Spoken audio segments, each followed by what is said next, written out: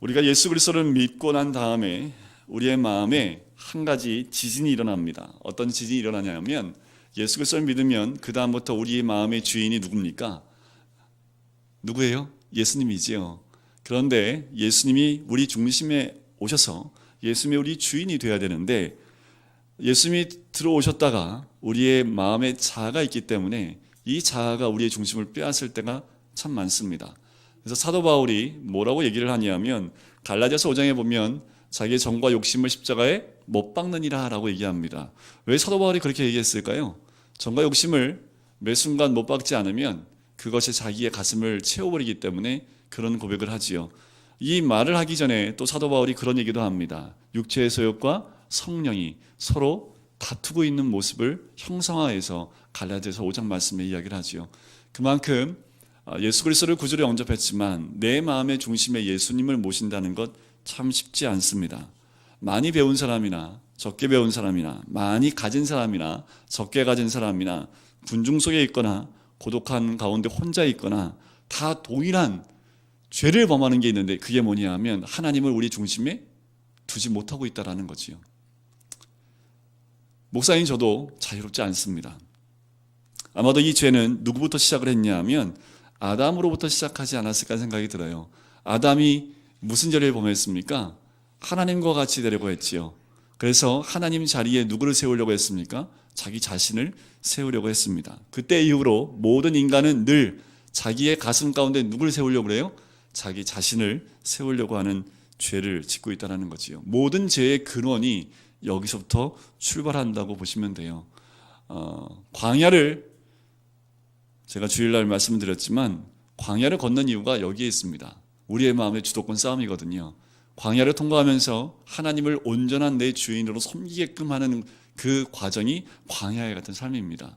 그래서 광야 같은 삶은요 늘 주도권 싸움이에요. 하나님 아니면 나 이거에 주도권 싸움하는 것이 광야라는 것이지요. 지금 바로 이 순간에도 우리가 이 죄를 범하려고 하거나 아니면 회개하거나 여기에 있는 것이 우리들의 모습입니다. 아침에 눈을 뜨고 새날이 오면 우리는 이렇게 다짐을 하죠. 무릎 꿇고 하나님 오늘 하루 주님께 드리겠습니다. 그리고 새날을 출발하는데 그날이 또 누구 날이 돼요? 딱 기도하고 눈을 뜨고 딱 집을 나가는 순간 또는 교회를 나가는 순간 그날은 누구의 날이 돼요? 내 날이 되는 거죠. 내 날. 새날에서 하나님 차지하는 몫은 딱 요때만 하나님 몫입니다. 언제요? 새끼 식사할 때. 식사하기도 할 때만 그때만 하나님 몫이고 나머지는 다 어떤 시간이에요? 다 내 날이 되는 거지요. 우리 인간이 죄인이기 때문에 어쩔 수 없는 것 같아요. 그래서 감리교 한 유명한 목사님은요 항상 주먹을 이렇게 쥐고 다니신답니다. 이 목사님은 한 번도 주먹을 펴보신 일이 없대요. 세수는 어떻게 하시는지 모르겠지만 굉장히 감리교에서 굉장히 유명하시고 존경받는 목사님이신데 이분이 왜 이 주먹을 안 피냐 하면 늘 예수님의 손을 붙잡고 다닌다라는 생각을 가지고 이것을 안 피신대요. 연세가 많으신 목사님이시거든요. 진짜 설교할 때도요 손을 이렇게 안 피신대요. 항상 주먹 쥐고 악수할 때도 이 손으로 악수 안 하시고 항상 그러신대요. 그래서 그 목사님은 굉장히 유명하시고 또 감리교 쪽에서는 굉장히 이름이 알려져 있는 목사님이라고 하십니다. 오죽하면 목사님이 그렇게 하셨을까요? 그죠? 이거를 저희는 이렇게 있다가도 딴 생각 잠깐 하면 손이 펴지잖아요. 그죠? 그만큼 우리는 매 순간마다 내 생각, 나를 내 중심에 세울 때가 많다라는 거지요. 사도 바울이 지금 어디에 있습니까? 빌립보서 쓸 때는 감옥에 있어요. 감옥에 있으면서 빌립보 성도에게 지금 편지를 쓰고 있습니다. 중요한 건 뭐냐면 빌립보 성도들, 빌립보 도시라는 그곳은 로마 시민권이 굉장히 귀하게 그리고 굉장히 권세가 있고 권위 있던 도시가 빌립보 도시입니다. 그 도시에 있던 교인들도 별반 다름이 없지요. 그래서 그들에게 편지를 쓰면서 어떤 마음을 지녀야 될지 오늘 우리에게 알려주고 있는 거지요. 너희가 로마의 시민권을 가지고 그것을 누리고 있고 또한 그 권세와 권위를 누리고 있는데 너희가 가슴에 채워야 될 마음이 어떤 마음인지 이 마음을 너희에게 채우라 라고 말씀을 합니다. 왜냐하면 앞에서 바라봤던 1장 27절부터 30절까지의 말씀을 보면 외부에서 오는 공격에 대해서 나오고요. 우리가 저번주에 봤던 2장 1절부터 4절까지의 말씀은 내부에서 있었던 공격, 싸움, 다툼들 이런 것들, 허영으로 채워졌던 이런 것들, 분열을 일으키는 것들에 대해서 이야기하는 거지요. 사도 바울이 어떻게 하면 하나가 될 수 있을까? 얘의 초점을 맞춰서 이 말씀을 써내려가고 있다는 거지요. 어떻게 하면 우리가 하나가 될 수 있을까? 예수님이 이 땅에서 가시기 전에 요한복음 17장에서도 늘 기도하셨던 것처럼 우리가 바로 하나님과 내가 하나이듯 이곳에 있는 모든 사람들, 모든 제자들, 나를 믿는 예수 그리스도를 믿는 모든 자들, 하나님을 따르는 모든 자들이 하나가 되게 해달라는 기도가 예수님의 마지막 기도였다라는 거지요. 사도 바울은 그것을 알았기 때문에 오늘 이 2장 5절부터 11절까지의 전체 내용을 통해서 우리가 가져야 될 마음, 우리가 따라가야 될 마음, 우리가 닮아가야 될 마음에 대해서 이야기를 하고 있습니다. 바로 사도 바울은 예수 그리스도의 그 겸손한 모습, 예수 그리스도의 삶을 통해서 너희가 본을 받으라 라고 이야기하는 겁니다. 그리스도는 타인의 행복을 위한 하나님의 뜻에 주기까지 복종하시고 자기를 부인하고 낮은 자리에 임했던 분이 우리 주님이십니다. 겸손한 삶을 사신 분이었고 우리의 도덕적 행동의 궁극적인 모델의 역할을 했던 분이 우리 예수님이라는 거지요. 그래서 사도 바울은 이 예수님의 모습을 닮아가야 된다라고 이야기합니다. 그리고 예수님의 삶 그 자체가 우리의 본이 되어야 된다라고 얘기하는 거지요. 근데 본이 뭔지 아십니까? 본. 지금은 덧버선을 안 신으니까 옛날 분들은 이게 버선을 만드실 때 집에서 만들어서 신으셨잖아요. 근데 본이 뭐냐 하면 저도 이거 보면서 알았거든요. 본이 뭐냐 하면 그 창호지로 본을 떠요. 발 모양 본을 떠요. 그래서 그거를 대고 천을 잘라서 바느질을 해서 버선을 만든다고 하더라고요. 그때 나오는 게 본입니다. 그러니까 어떻게 해요? 본을 딱 갖다 대고 그대로 만드는 거지요. 본이 그와 같다라는 거지요. 우리 예수님이 그와 같은 본이라는 거지요. 그대로 우리가 살아가면 예수님의 삶을 우리가 살아낼 수 있다. 사도 바울이 이야기합니다. 그리고 우리 안에 있는 모든 분열과 다툼들이 사라지고 하나가 될 수 있다라고 사도 바울이 이야기하는 거지요. 자, 겸손이 답인데 그럼 겸손은 어떻게 배울 수 있을까? 어떤 분이 이런 얘기를 하더라고요. 겸손해지는 최고의 비결은 대가의 앞에 쓰면 된대요. 예를 들면 이런 거지요. 어떤 분이 씨름을 아주 잘해요. 그럼 이분이 겸손을 배우려면 누구하고 씨름하면 될까요? 강호동하고 씨름하면 깨갱하겠죠, 그죠? 그럼 아무리 씨름 잘한다 하더라도 강호동 앞에 있으면 겸손을 배울 수 있습니다. 바둑을 참 잘 둬요. 그래서 모든 사람들 바둑을 진 적이 없어요. 그럼 이 사람은 누구하고 바둑을 두면 돼요? 이세돌. 그러면 바로 겸손해지겠죠, 그죠? 탁구를 정말 잘 치는 분들 많더라고요, 그죠? 근데 윤한기하고 한번 치면 네, 겸손을 배울 수밖에 없는 거지요. 우리가 겸손해질 수 있는 것은 내가 뭘 잘하는 것보다 그 겸손의 대가 앞에 쓰면 우리는 자동적으로 겸손해질 수밖에 없는 거지요. 겸손의 대가이신 예수 그리스도 앞에 우리가 쓸 때에 우리는 참다운 겸손을 배우게 될 줄 믿습니다.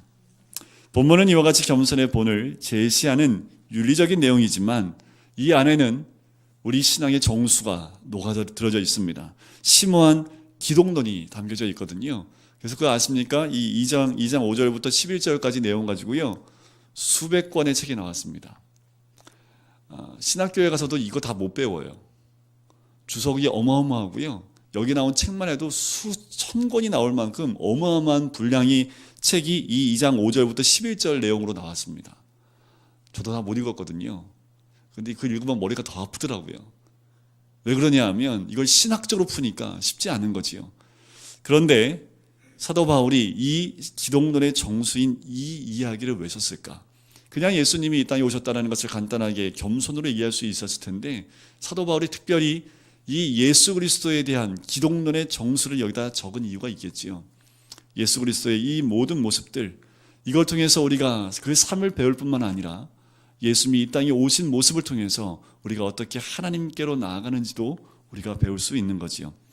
자, 5절 말씀을 같이 한번 보시면 5절 말씀에 이렇게 나오지요. 너희 안에 이 마음을 품으라. 곧 그리스도 예수의 마음이니 라고 나옵니다. 자, 2장 5절을 직역하면 이렇게 말할 수 있어요. 너희들 안에 이것, 즉 그리스도 예수 안에도 있었던 것을 품으라 라는 말로 직역할 수 있습니다.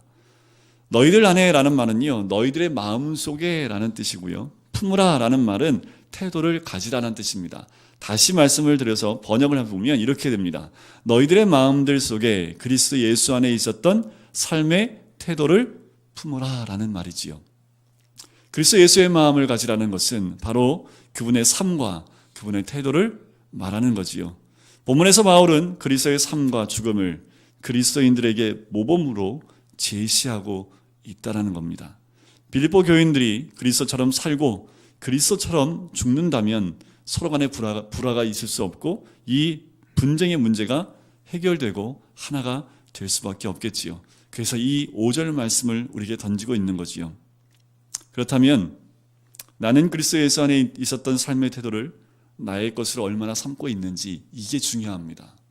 오늘 이 5절 말씀을 통해서 너희 안에 이 마음을 품으라는 것처럼 예수 그리스도의 삶과 태도를 얼마나 우리가 가지고 있는지, 제 말씀 준비하면서요 이런 생각이 들더라고요. 관심은 있는지. 저한테 물어본 거거든요. 근데 말씀을 준비하다 보니까 관심이 갖게 되더라고요. 말씀을 보니까 조금씩 관심을 가지게 되더라고요. 우리가 그리스도를 묵상해야 될 이유가 여기 있습니다. 우리가 말씀을 보고 말씀 안에서 그리스도를 더 묵상하고 생각해 봐야 될 이유가 여기 있는 거죠. 예수님을 많이 묵상하면 묵상할수록 내 마음에 그리스도를 담으면 담을수록 그분의 삶과 태도를 우리가 닮아갈 수 있다는 거지요. 하지만 그분의 삶과 태도를 모델로 삼아서 닮아가는 것, 그것만이 다가 아니라는 겁니다. 바울의 강조점은 거기에만 있는 게 아니에요. 지금 나와 있는 6절부터 앞으로 11절까지 그 모든 내용을 이해하면서 예수님의 이야기를 아주 간단하게 얘기하지만 그 이야기를 이야기하면서 너희도 그 이야기에 동참해야 된다라고 이야기하는 겁니다. 뭐냐 하면 바로 예수 그리스도의 생각, 결단, 그리고 행동하신 모든 이야기가 우리의 이야기가 되어야 된다는 거지요. 예수님의 생각이 내 생각이 되고요. 예수님이 하셨던 결단이 내 결단이 되고, 예수님이 매 순간에 행하셨던 그 행동이 내 행동이 되어서 예수 그리스도에 대한 이야기가 누구의 이야기가 되어야 돼요? 내 이야기가 되어야 되는 거지요. 예수님의 이야기는 목사님 이야기고 내 이야기 아니에요. 이게 아니라 예수님의 이야기는 장로님만 하는 이야기고 나는 하는 이야기가 아니라 이렇게 부인하는 것도 아니고 모든 그리스도인이 다 가져야 될 그 이야기라는 거지요. 우리가 그리스도를 생각할 때마다 이런 이야기가 흘러나와야 되고, 특별히 예수님이 이 땅에 성육신으로 오셨고 또한 십자가의 고난과 죽음과 부활 이야기에 우리도 함께 동참해서 그 영성으로 나아가야 됨을 이야기합니다. 이게 답니다. 예수님이 이 땅에 오시고 이 땅의 삶을 통하여 고난을 받으시고 십자가에 죽으셨다가 부활하신 그 모든 삶이 우리의 삶이 되어질 때 하나님의 영광이, 그리고 예수 그리스도의 그 영광이 우리의 영광이 될 수 있다는 거지요. 그래서 다음 주에 예수님이 십자가에 죽으심으로 끝났던 8절 이후에 하나님께서 그리스도를 높이시는 그 영광의 자리 가운데 우리가 함께 나갈 겁니다. 근데 오늘은 어디까지 가요? 십자가까지만 갑니다. 근데 실제로 기독교는 십자가가 답니다. 그래서 사단이요 십자가를 없앤답니다. 좀 이따 더 말씀을 드릴게요. 자, 6절 말씀을 같이 한번 보실까요? 6절 말씀을 보면 이렇게 나오죠. 그는 근본, 같이 읽어볼까요? 하나님의 본체시나 하나님과, 자, 여기에 보면 근본 하나님의 본체시나 라고 말하는데 이 말을 직역하면 이렇게 할 수 있습니다. 하나님의 형체 안에 존재하시지만 이라고 표현할 수 있어요. 자, 근본 하나님의 본체시나, 이 말은요, 이 본체라는 말은 어떤 말과 똑같은 말이냐면 7절에 보면 오히려 자기를 비워 종의 형체를 가지사라고 나오지요. 이 형체와 똑같은 단어입니다. 번역은 하나님의 본체와 종의 형체, 본체와 형체로 번역이 되어 있지만 이건 똑같은 헬라 말을 쓰고 있어요. 이 단어는 좀 알고 계시면 좋을 것 같아요. 모르페. 모르겠어요?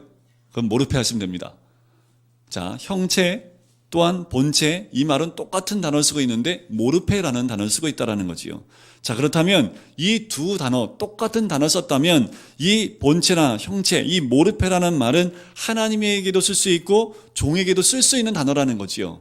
이걸 따로 분리해서 쓰면 안 된다는 겁니다. 같이 보고 같이 놓고 봐야지 어긋나지 않게 이것을 해석할 수 있다는 거지요. 자, 이 모르페를 볼 때 또 한 가지 볼게요. 8절에 보면 사람의 모양으로 나옵니다. 이 모양도 헬라말로 좀 알고 계시면 좋은데 스케마라는 말입니다. 이 스케마라는 말의 뜻은 뭐냐면 가변적이고 외부적인 것, 눈에 보이는 것, 변하는 것을 말하는 것이 스케마고요. 모르페라는 것은요, 보다 깊은 내면적인 겁니다. 그러니까 뭐냐 하면, 제가 이종규 목사입니다. 저의 모르페가 뭐냐 하면, 저예요. 저를 딱 보면, 처음 보신 분은 모르시겠지만, 그래도 한 2달 보신 분은, 아, 이종규 목사 하면 딱 보면, 제가 이종규 목사인 거 아시겠지요, 그죠? 우리 장로님한테 이종규 목사라고 얘기 안 하시잖아요. 그럼 이상한 거죠, 그죠? 자, 그 사람이 그 사람 되게 하는 거, 그게 모르페입니다. 자, 하나님의 본체라는 건 뭐냐 하면 하나님의 하나님 되심을 얘기하는 거예요. 그럼 종의 형체는 뭐예요? 종의 종됨을 얘기하는 거예요. 예를 들면 이런 거죠. 아담이 동물이 오는데 그 이름을 지으니 그대로 보니 그게 그 이름이 됐지요. 그게 뭐냐 하면 아담의 눈에 보인 그 동물이 그냥 그 이름이 얘기하면 그게 걔예요. 뭐라고 말을 표현해야 될까? 자, 하나님의 본체란 이런 거지요. 하나님의 본질과 성격을 얘기합니다. 하나님의 하나님 되심.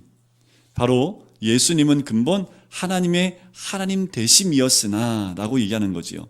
바로 그리스도는 참된 신성을 가지셨다라는 점에서 하나님의 모르페시고라고, 하나님의 본체시고라고 얘기하고요. 종의 형체라는 말을 통해서 참된 인간성을 가지셨다는 면에서 종의 모르페라고 나타나는 거지요. 인간성의 모든 가변적, 외부적 특성들을 가지셨다는 점에선 사람의 모양, 8절에 나오는 사람의 모양, 오늘 죄송합니다. 이게 굉장히 어려워요. 좀 쉽게 설명하려고 제가 하는데도 어렵죠? 죄송합니다. 더 쉽게 설명을 했어야 되는데, 근데 헬라말은 아셔야 돼요. 모르페와 스케마 정도만 알고 계세요. 그러면 좀 유식한 척 할 수 있습니다. 그래서 다른 교회 다니는 성도한테 너 모르페 알아? 모른다면 좀 더 공부하고 와. 이렇게 하시면 돼요. 모르페가 그만큼 중요하거든요. 여러분들 기독교인이라면 그리고 예수 그리스도에 대한 부분을 안다면 하나님의 모르페 이 정도는 알고 계셔야 됩니다. 아시겠죠? 대답하실 줄 알았는데. 네. 자, 이렇게 하나님의 본체시나 자, 하나님의 하나님 되심, 그 하나님의 본질과 성격이시지만 하나님과 동등됨을 취할 것으로 여기지 아니하셨다라고 얘기합니다. 자, 이 말은 뭐냐 하면 중량을 쟀을 때 똑같다라는 거예요. 자, 동등됨이라는 표현은 뭐냐 하면 중량이 뭔지 아시죠? 무게를 쟀는데 무게가 똑같다라는 거예요. 차이가 없다라는 겁니다. 동등하시다라는 거지요. 그리스도는 성부 하나님과 동등하신 신성을 가진 하나님이시다라는 것을 이야기합니다. 하나님과 동등됨이라는 말은 동일하다, 하나다. 이 말에서 우리가 알 수 있는 것은 삼위일체다라는 말을 우리가 알 수 있는 거예요. 또 그게 뭐예요? 삼위일체를 이해할 수 있다면 그 사람은 사람이 아닙니다. 자, 삼위일체가 뭐예요? 세 분의 하나님이 계신데 세 분이 하나라는 거지요. 그래서 옛날에 우리 공과에서 이렇게 얘기했어요. 제가 집에 가면 뭐가 돼요? 애들한테 아빠가 되지요. 제 교회에서는 제가 뭐가 돼요? 목사지요. 제 아내한테는 제가 뭐가 돼요? 네, 삼위일체 하나님이 이겁니다. 이렇게 표현을 했어요. 근데 이거는 이단입니다. 역사에서 보면 양태론이라고 해서 이건 이단이에요. 또 이렇게도 표현을 했어요. 뭐냐면 태양에서 뭐가 나옵니까? 빛도 나오지요, 열도 나오지요, 그리고 전자파도 나오지요. 이게 삼위일체입니다. 이것도 양태론입니다. 그래서 어떻게 얘기를 했냐면 양태론의 아주 극단은 뭐냐 하면 하나님이 세 분이다. 끝. 한 분이 아니라 성부 하나님, 성자 하나님, 성령 하나님 세 분이시다. 삼신을 주장하는 이단도 나왔다고 합니다. 하나님을 우리가 이해할 수 있으면 그분이 하나님이에요? 아니에요? 이해하고 싶으시군요. 하나님은 정말 이해하고 싶은 마음은 간절하시겠지만 언제 이해할 수 있을까요? 그렇죠. 네, 하나님 만나면 그때는 거울과 거울을 마주 보듯이 그때는 삼위 하나님이 그런 분이구나라는 걸 알 수 있는데 지금은요. 아시려고 하셔도 안 되고요. 아시려고 하다간 이단으로 빠집니다. 자, 중요한 건 뭐냐면 성부 하나님과 성자 하나님은 동등하시다라는 거예요. 그래서 어떤 학자들은요, 이단으로 빠졌던 어떤 학자들은 뭐라고 하냐면 성부 하나님 하나님이고 예수님은 성자니까 좀 레벨의 차이가 있다라고 얘기하는 이단들도 있었습니다. 근데 그거 아니에요. 그것도 아닙니다. 성부와 성자는 우리가 생각하는 것처럼 아버지와 아들이니까 아버지 아들, 그러니까 성부 하나님에게서 낳은 아들, 이런 의미가 아니라는 거예요. 동등하다라는 거지요. 이해를 못하셔도 어쩔 수 없습니다. 자, 동등됨을 취할 것, 이 취할 것이라는 말은요, 이미 소유하고 있는 것으로 계속 붙잡고 놓치지 않으려고 하는 것, 그것을 취할 것이라는 단어입니다. 뜻이. 자, 다시요. 취할 것이라는 거는요, 뭘 취할 것이라는 말은요, 이미 소유하고 있는 것으로서 계속 붙잡고 놓치고 싶지 않은 거예요. 근데 예수님이 뭐라고 합니까? 하나님과 동등됨을 취할 것으로 여기지 아니하시고, 그러면 취한다는 얘기가 취하지 않는다는 얘기예요. 이거 한국말을 왜 이렇게 번역 어렵게 하는지 모르겠어요. 그죠? 그냥 취하지 않는다라고 하면 되는데, 취할 것을 여기지 아니하시고 하니까 참 어려워요. 우리 애들이 그러니까 이게 어려운 거 읽기가. 그죠? 예수님은 취할 것으로 취하지 않으시겠다라는 거예요. 그러니까 자기의 갖고 있는 모든 걸 가지고요, 이건 내 거야, 내 권위, 하나님께서 지켜야 될 거, 이 모든 거 다 내 거야라고 이것을 누리면서 있는 그 모습이 아니라 그것을 다 어떻게 해요? 취하지 않는다라는 겁니다. 내려놓겠다라는 거지요. 그리스도는 하나님과 동등됨을 이렇게 자신을 위해서 무엇인가 마음대로 할 수 있다는 것으로 생각하지 않으시고 자신을 주시고 소모하시는 것으로 생각하셨다라는 겁니다.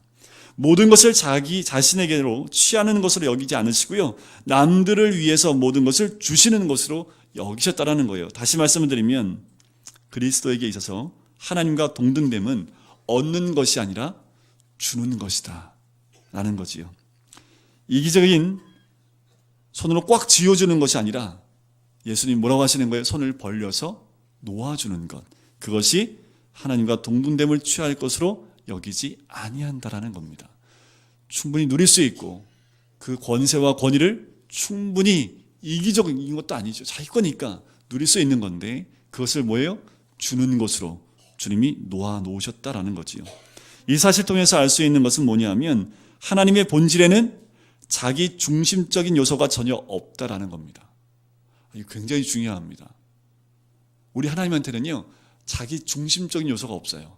근데 우리한테는요, 자기 중심적인 요소가 100%잖아요. 그죠?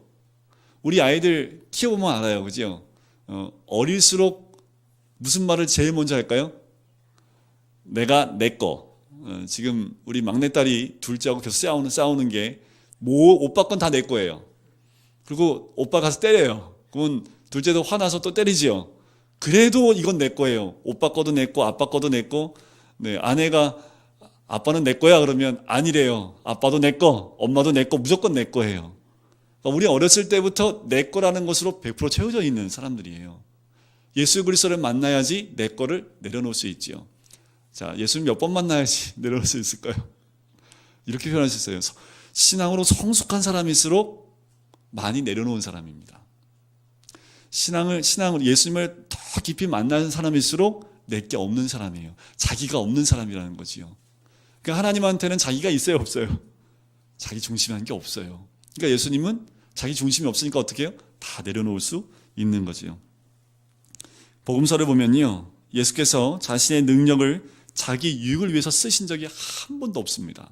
40일 동안 굶주렸을 때 사단이 와서 뭐라고 얘기합니까? 도들로 떡을 만들어 먹어봐라 라고 얘기하죠. 할 수 있어요, 없어요? 할 수 있어요, 없어요? 예수님이 있지요.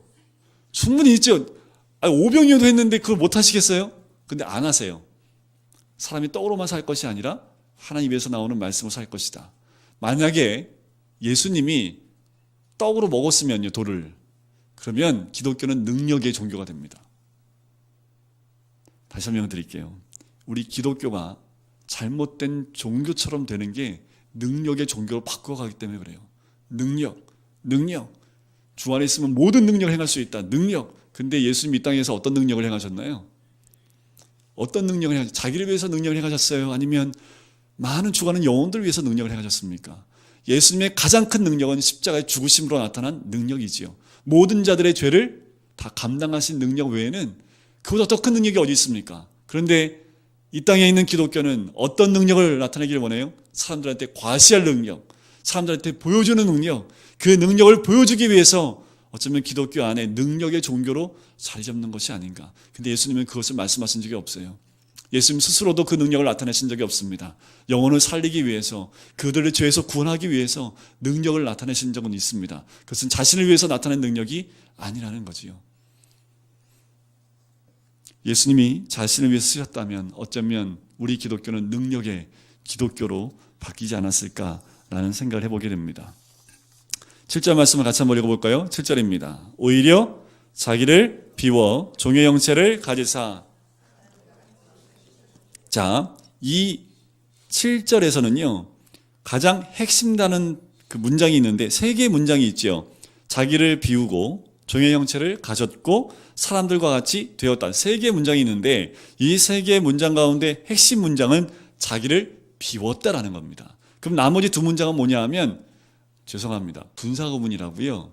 이건 뭐냐 하면 핵심되는 문장을 수식해 주는 거예요. 우리 중학생들은 좀 알지, 그지? 분사구문. 미안해. 미안해. 영어에서 분사구문 하면은 주 동사나 이것을 이렇게 수식해 주는 역할을 하거든요. 그러니까 종의 형체를 가지사도 자기를 비워를 수식해 주고 있는 거고요. 사람들과 같이 되셨고도 자기를 비워를 설명해 주고 있는 거예요. 다시 말씀을 드리면 나머지 뒤에 두 개는요, 자기를 비우는 방법에 대해서 이야기를 하고 있는 거죠. 자, 비운다라는 것은 이런 뜻입니다. 굴욕을 받아들이며 권리를 포기한다라는 거예요. 자기의 권리를 포기한다.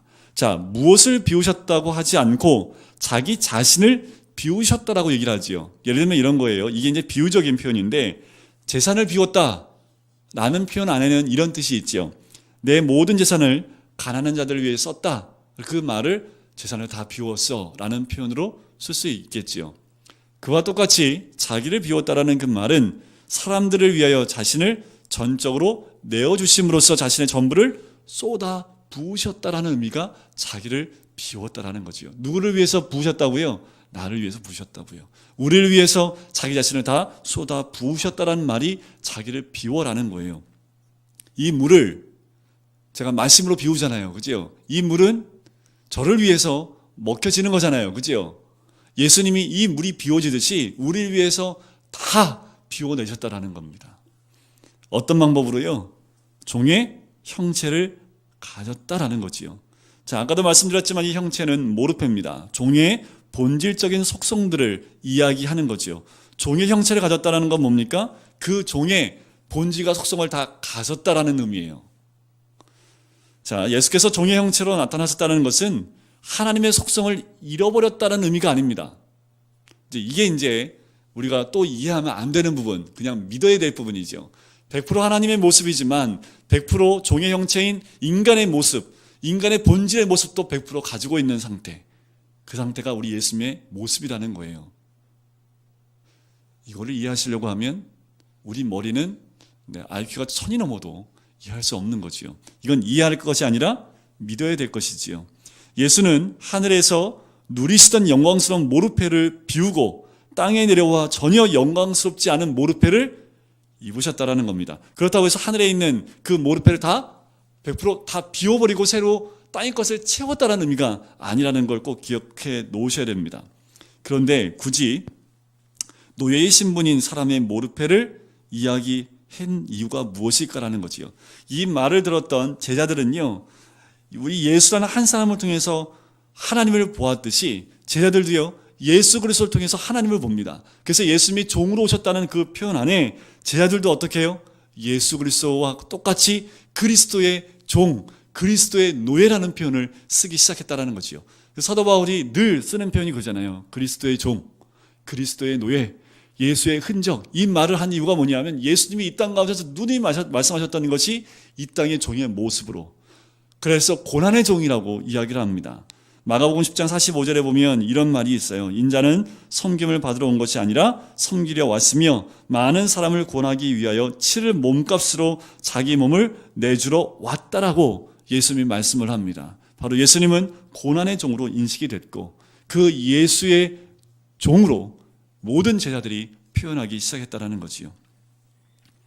자, 예수님이 피조물이 됐다라는 것은 설명할 수 없어요. 그래서 어떤 분이 이렇게 설명하더라고요. 그분이 자신의 이름을 댔는데 저는 제 이름을 댈게요. 제가 지렁이가 되는 거예요. 끔찍하잖아요, 그죠? 지렁이의 고통을 제가 한번 느껴보려고 제가 지렁이가 되는 거지요. 근데 그분이 그렇게 얘기하더라고요. 그것도 설명이 안 된다. 왜냐하면 피조물이 피조물 되는 거잖아요, 그죠? 창조주가 피조물 되는 거하고 비교할 수 없다라는 거예요. 이런 표현까지 써야지만 이해가 좀 되기 때문에 제가 좀 쓴 거고요. 지렁이를 칠하신 분들이 있을 것 같아서 죄송하긴 하지만, 자, 하지만 예수님을 보면서 우리가 누구를 볼 수 있다라는 거예요? 예수님은 하나님이기 때문에 하나님을 볼 수 있는 거지요. 자, 우리가 설명은 할 수 없어요. 하나님이 인간의 몸을 가지고 오셨다는 것을 우리가 설명을 할 수 없어요. 하지만 믿어야 될 것이지만 우리가 이걸 통해서 한 가지 알아야 될 것이 있습니다. 뭐냐 하면 100% 종의 형체를 가진 예수님이 하나님의 모습을 보여주셨듯이 우리도 100% 인간이기 때문에 100% 종이기 때문에 우리 통해서 또한 우리는 뭘 보여줘야 돼요? 하나님을 보여줘야 되는 거죠. 예수님이 왜 종의 형체를 가지셨을까? 신학적으로 말고요. 그냥 묵상해 보니까 네가 종의 형체잖아. 너를 통해서 하나님의 본체가 보여야지. 하나님 그렇게 말씀하시는 것 같아요. 하나님은 하나님의 본체셨고 그 모습 그대로 이 땅에 오셨기 때문에 예수님을 통해서 나를 본 자는 곧 누구를 봤다고 얘기합니까? 아버지를 본 것이다라고 빌립에게 얘기했듯이 그 말을 들으면서 그렇구나. 우리가 예수 그리스도를 닮아가고 따라간다는 것은 무엇을 의미하냐면 우리를 통해서 누구를 보여줄 수 있다는 거예요?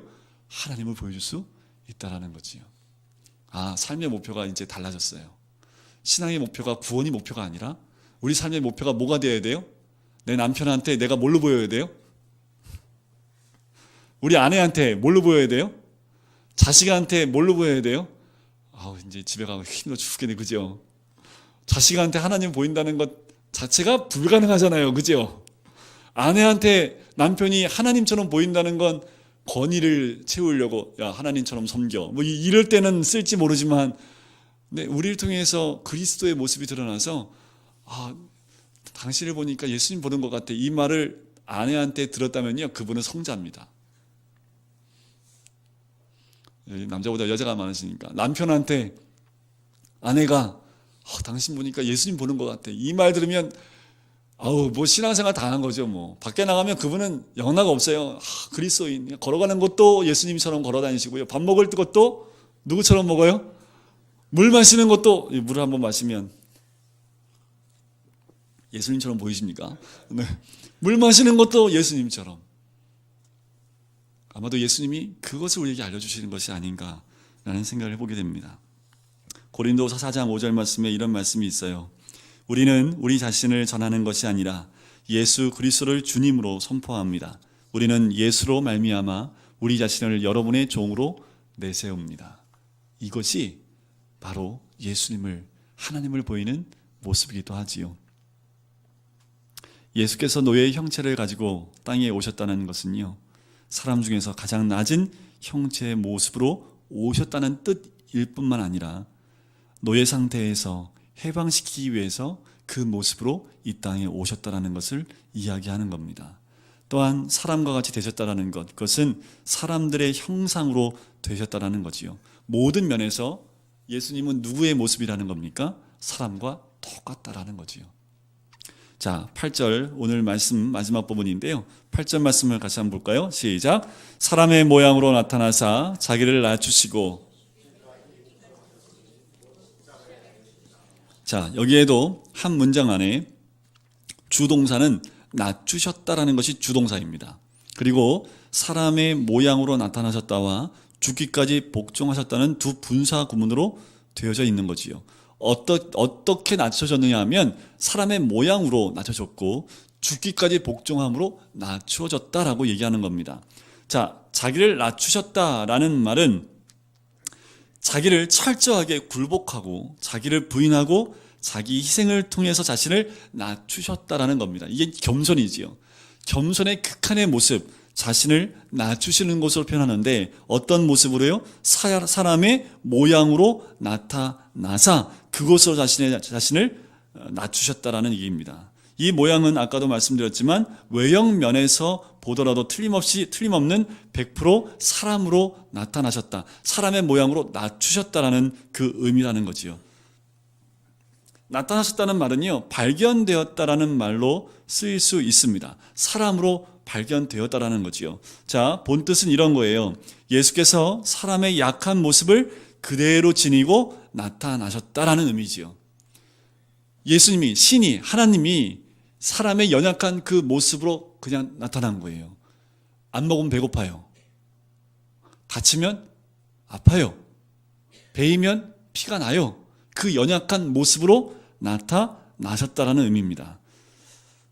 이 표현은 아마도 아담의 이야기를 암시하는 가능성이 좀 있어요. 뭐냐면 둘째 아담으로 오신 예수는 첫째 아담의 실패를 번복하지 않으셨다라는 거지요.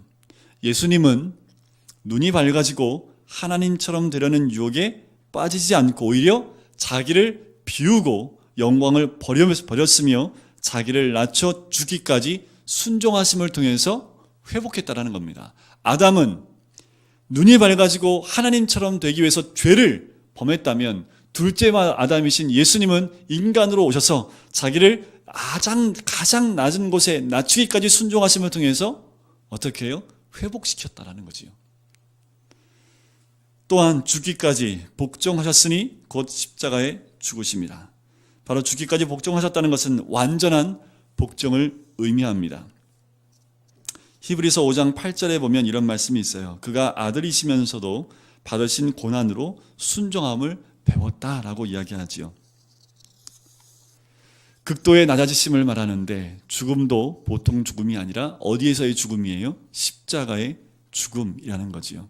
인간이 당할 수 있는 모든 위험에 자신을 드러내셨고 가장 받으면 안 되는 그 형벌, 그리고 유대인들도 가장 하나님께 저주받았다고 하는 나무에 달리는 그 저주를, 십자가의 저주를 온몸으로 받으신 그 자리까지 낮아지신 분이 우리 예수님이라는 거지요. 가장 높은 곳에서 가장 낮은 곳까지 기꺼이 오기로 하신 예수의 마음과 결단이 바로 우리가 따라야 될 마음이라는 거지요. 로마 제국이 추구했던 것은 명예와 권력과 영광입니다. 하지만 예수님은 정반대의 삶을 살아갔지요. 그리스도의 삶의 방향은 높은 곳으로만 향하는 세상적인 방향과 달라야 함을 예수님 몸소 보여준 거지요. 요즘 어떠십니까? 세상에서 들리는 소리들은 더 많이 가지려고 욕심을 냈고 권세를 누렸고 그 권세를 놓지 않기 위해서 행했던 많은 사람들의 그들의 잘못들이 드러나고 있지요. 세상은 이와 같습니다. 사람은 다 똑같아요. 강대상이 높잖아요, 그죠? 낮아져야 될 것 같아요. 그래서 요새는 이게 여러분들 앉는 자리가 위로 올라가고 강대상이 밑으로 내려오잖아요. 저는 그게 맞다는 생각이 들어요. 이거는 왜 이렇게 하냐면 앉아 계시니까 안 보이잖아요, 그죠? 그래서 약간 위에 있는 건데 원래 중세 때는요 어디에서 말씀 잘하는지 아세요?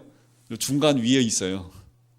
왜 그러냐면 말씀의 권위를 높이기 위해서 제가 그 독일 갔을 때 독일 잠깐 갔었는데 거기서 그때 그 중세 때 그 교회를 한번 들어가 봤는데요. 말씀 전하는 선포하는 데가요 중간에 있습니다. 앞에 안 있어요. 중간에 있는데 계단을 타고 위로 올라가요. 위에 올라가서 저 중간 위에서 성도들을 바라보고 성도들이 이렇게 보는 게 아니라 성도는 앞에 보고 있고 중간에서 선포하더라고요. 위에서 말씀을 선포하게끔 되어져 있습니다. 그런데 중요한 것은요, 사람들의 심성들은 올라갈수록 더 올라가고 싶어 한다는 거죠. 교회라는 곳은 어떤 곳이 되어야 될까요? 낮아지고 낮은 자리에. 그래서 제가 어렸을 때부터 그걸 배웠어요. 저희가 지금 존경하는 목사님께서 그 말씀을 항상 이 말씀을 해주셨기 때문에 항상 누가 보지 않더라도 교회 구석구석에 손이 가야 될 부분, 누가 보지 않아도 치워야 될 부분들을 눈으로 보고 먼저 해야 된다는 얘기를 제가 들었기 때문에 그 말씀대로 제가 순종했던 적도 있고 못한 적도 있어요. 100%는 다 못했지요. 교회에 나오는 모든 성도님들은 눈을 어디다 두셔야 될까요? 위가 아니라 밑을 보셔야 됩니다. 그래서 전에 있던 교회에서 가장 힘들었던 봉사하는 곳이요 몇 군데가 있어요. 한 군데는 차량위원들, 주차 공간이 좁으니까 늘 싸워요. 그리고 또 한 군데는 식당 봉사입니다.